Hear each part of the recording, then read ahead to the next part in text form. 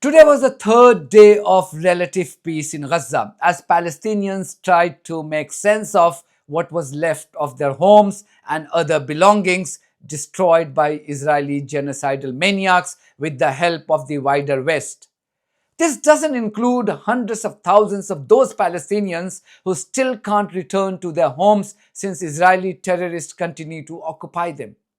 Everything being well, Hamas will release Israeli captives tomorrow, and in return, around 250 Palestinian hostages too would be freed from Israeli concentration camps.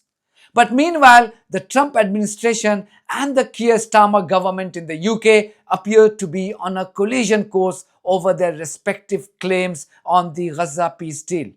What happened was that UK's Education Secretary Bridget Phillipson, who famously opposed the ceasefire in Gaza in the past, told Sky News today that the UK too had played a key role behind the scenes in securing the peace deal on Gaza. Her claim was laughable, since the world knows that no one takes the UK government seriously, not when the US is involved. So it wasn't clear why she made these claims. We have played a key role behind the scenes in shaping this. It's right that we do so because it's in all of our interest, including our own national interest, that we move to a lasting peace in the region. Well, when you say behind the scenes, like what? I mean, it seemed to everybody else in the world that this has been done by Trump and the Israelis and Hamas. What part did we play? These are complex matters of diplomacy that we are involved in, but we do welcome and recognise the critical role that the American government played in moving us to this point. What matters now, of course, is how we move beyond this immediate end to the war, moving towards that lasting peace that we all want to see. And that is why we've recognised a Palestinian state, but why alongside that, we're committed to making sure that a safe and secure Israel endures. The reason I ask this is because, as you say, we recognise a Palestinian state. Marco Rubio, the Secretary of State, said that actually made it more difficult to land the deal. What's really going on here? I mean, was that some sort of clever strategic double bluff? I mean, the Americans say we made it more difficult. You're saying that we played this key part. What's true?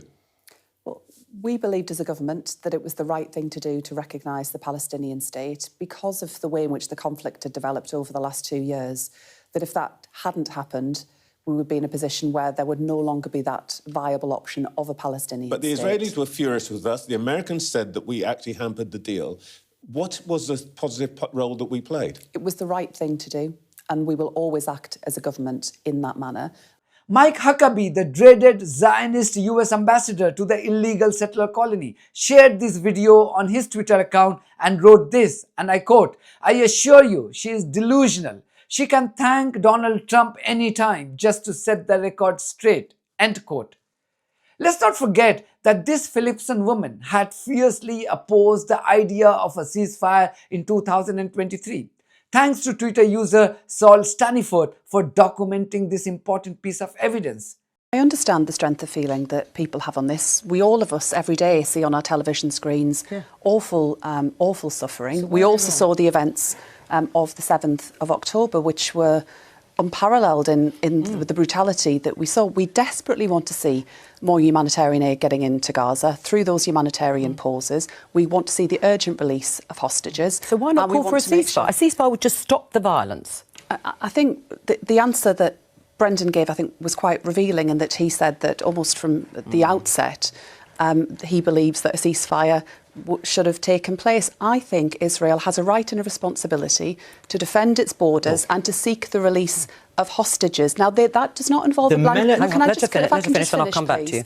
That does not involve a blank check. Of course it doesn't.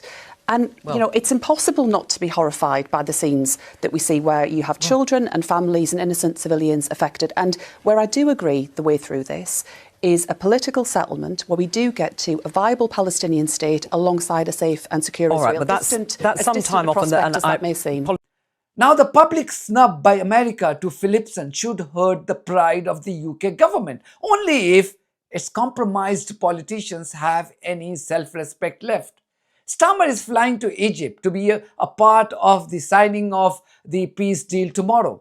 But I doubt that this would give him any right to claim that Trump had consulted him on this deal. This despite the fact that Starmer did everything in his capacity to help Israel commit a genocide in Gaza. Who can forget his government's support in deploying RAF spy planes to carry out spying missions on behalf of the rogue regime of a war criminal called Benjamin Netanyahu? This was a representative from the UK government making a spectacular confession during a recent parliamentary committee hearing. But may not ask them specifically to do that, but in terms of the information recorded, and I'm not familiar with how RAF surveillance flights work, but I can imagine that they are recording data of an urban landscape across Gaza as they are flying, and then from that data you would be able to ascertain the amount of damage and the type of ordnance that may be used. It would not be normal for me to, the flights are solely there for hostage rescue. So their intention is to use the technologies and capabilities to look at that. As a result, we don't look at beyond those activities. And it'd be hard for me to give out further details due to operational security. I understand, but in the absence of any journalists, any media being allowed in Gaza, even media reporters aren't allowed to film when they're dropping humanitarian aid into Gaza. So there's a complete absence of information. It just perhaps strikes as strange that there would be data that's available from surveillance flights that could be used to ascertain the amount of munitions and the type of munitions that are being used over Gaza. That's not the purpose of those flights. It's not the purpose, it's just whether we as a government, through the RAF, have that data. Whether the data would be held in such a format that it would be able to identify that, because effectively, instead of, without going into too much detail, instead of looking at the landscape, the geographies, it's trying to detect information that would pinpoint a location of individual hostages. In my last video, I told you how Trump's Jewish envoy for everything, Steve Witkoff, was booed by Israelis when he tried to praise a dreaded terrorist called Netanyahu for the peace deal last night. Today, see the reaction from J.D. Vance on that development when he appeared on NBC TV. Well, it is good to have you on this monumental Sunday, Mr. Vice President. Let's start right there with the peace agreement in the Middle East. President Trump said this week, quote, "We have ended the war in Gaza." Mr. Vice President, do you see this moment as an end to the war in Gaza? Well, I do, Kristen. We're going to have to do a lot of work to make sure that it stays ended. But I also have to give your network a little bit of grief, Kristen, because last night I was watching NBC. They were covering this, and they mentioned that during a rally last night in Israel, when Steve Witkoff, our great special envoy, mentioned Bibi Netanyahu, the crowd booed. But the broadcast didn't mention that when Steve Witkoff mentioned President Trump, the crowd actually cheered. And why is that, Kristen? Why did the crowd cheer? Because this moment came from very, very deliberate and consequential diplomacy from the president and the entire administration. This was on the US media, but representatives from the UK media are still busy whitewashing Netanyahu's crimes. This Sky News presenter was more concerned about whether Hamas will honor the peace deal, when the last time the ceasefire was violated, it was done by bloodthirsty terrorist Netanyahu. That ceasefire violation was followed by the forced starvation of millions of people, something we haven't seen in our living memory.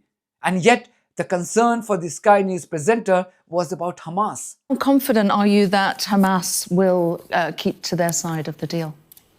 I'm not confident at all. And this was on BBC's Laura Quinsberg show today, when the presenter scavenging on our license fee money was busy entertaining a politician called Priti Patel, despite her history of smearing peaceful anti-genocide protesters and secretly holding talks with members of the Israeli regime in the past.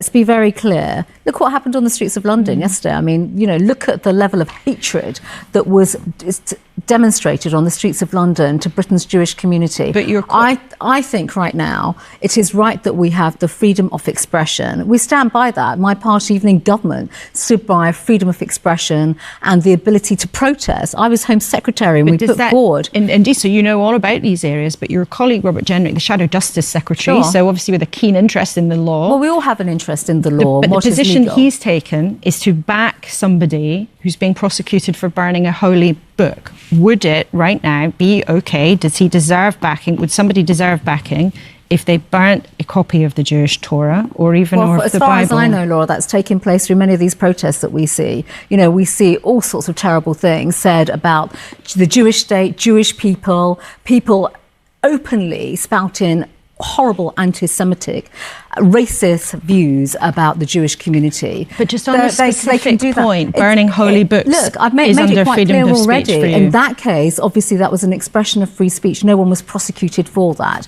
And that is the law as it stands right now. The real issue, I think, is actually not about those examples. The real problem we have in this country right now are these hate marches where people are being so racist to the Jewish community. That is unacceptable. That is consuming, come to London, the Metropolitan Police. It's causing chaos around our communities and our streets, and I just don't think that's acceptable.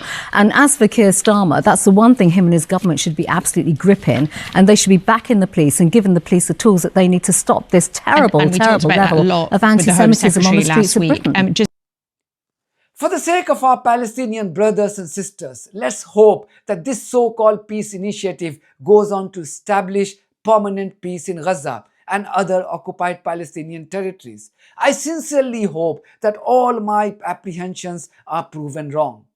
That's it from me. Thank you very much for your support of our journalism and this platform on buymeacoffee.com and Patreon. If you too think that our journalism is worth supporting, then you too should consider becoming part of it. Details are there in the description of this video. In the meantime, if you haven't subscribed to my channel, please do so, because that's one of the many ways you can support independent journalism. God bless you all.